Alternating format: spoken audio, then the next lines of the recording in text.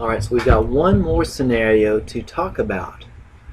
Assume that Billingsley Company needs cash so badly that it goes to the bank and discounts the note at 10%.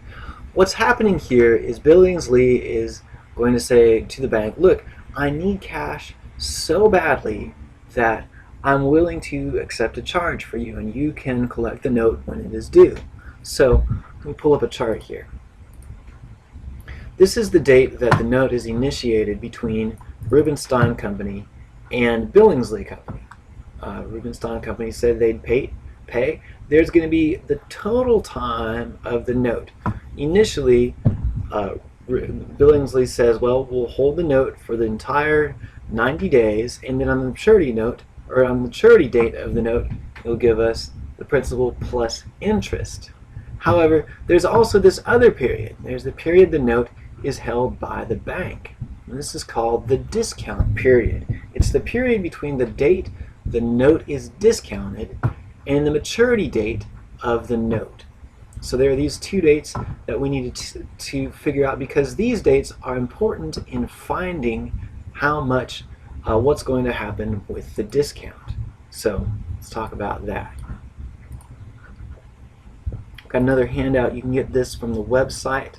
How to calculate discounts. There are some steps that we go through in order to find this. So the first thing we do is we find the maturity value of the note. And if you watched the first video in this series, you know how to do that.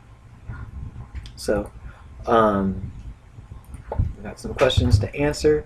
We can look at again this problem here. What is the find the maturity value of the note? We've got that already. It's $12,420. Find the maturity date of the note, September 10. We've got that already. This is step 1, step 1.5. Next, we need to calculate the discount period. This is the maturity date minus the discount date. So the maturity date is September 12, and the discount date is August 20. So I'm going to start with the date that it is due, which is September 10, maturity date. September 10, 153, third day of the year, and then I need the date the discount happens, which is August 20. So what day of the year is August 20? August 20 is the 232nd, let me see here, August 20, 232nd day of the year. So the bank is going to hold it for 21 days. That's what's called the discount period, the difference between the maturity date and the discount date, the date the note is discounted. So now I can write this down here in my problem data.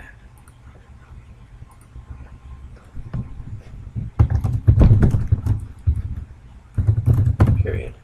There, I found the discount period. Step 3, calculate the bank discount. How much will the bank charge for giving cash for the note?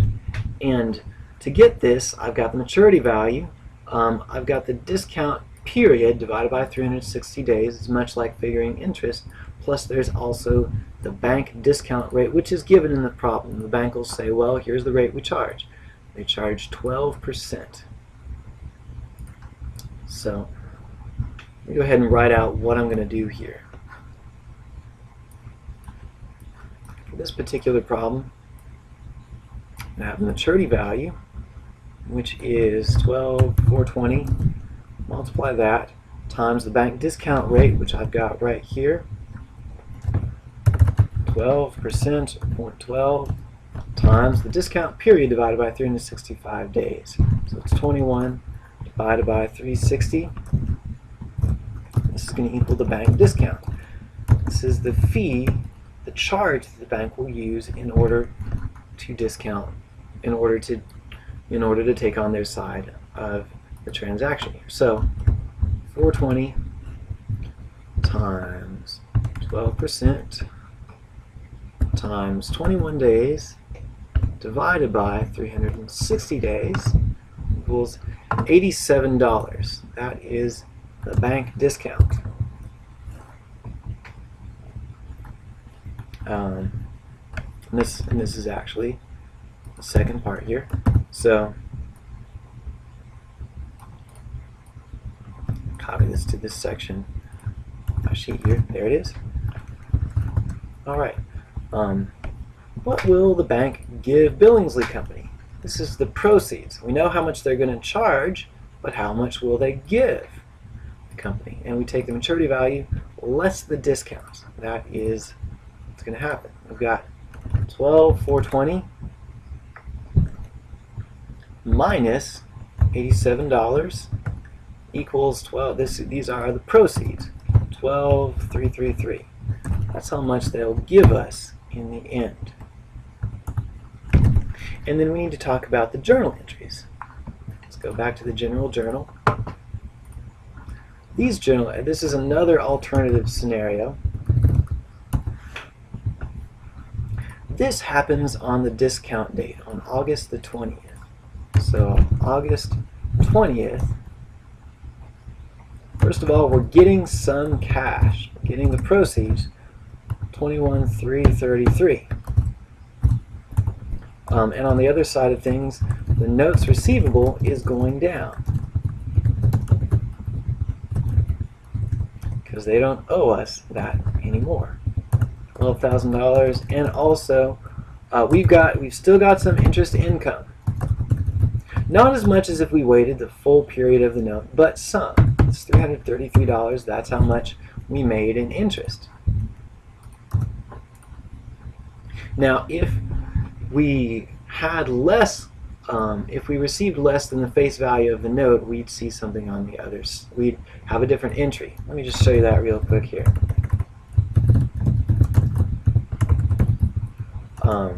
And I'd also put a description here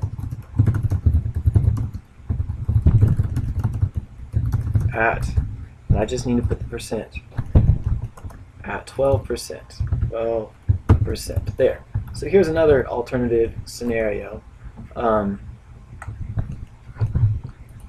Say the bank discount worked out to be, because of, say, interest rates or whatnot, $550. That's what our bank discount is. Well, $12,000, I'm sorry, the maturity value, 420, that's more than it. So 12,420 minus 550. We're not getting quite as much cash this time. So this will still happen on August the 20th. Cash, we received 11,870. And our notes receivable comes off the book. Actually, I'll put this one down from there. Notes receivable, $12,000. And again, these transactions don't balance, and so we have to find that difference. And that is actually interest expense. 550. Is that right? No, you're right. Let me see here. And actually, the difference here is the notes receivable minus 11,870. $130 we paid the bank to give us this cash early. And the same transaction. To record discounting, ... Alright, and so that's how discounting works. You know, you can do the hopefully you can do the journal entries for different kinds of discounts, and hopefully you can discount notes as well.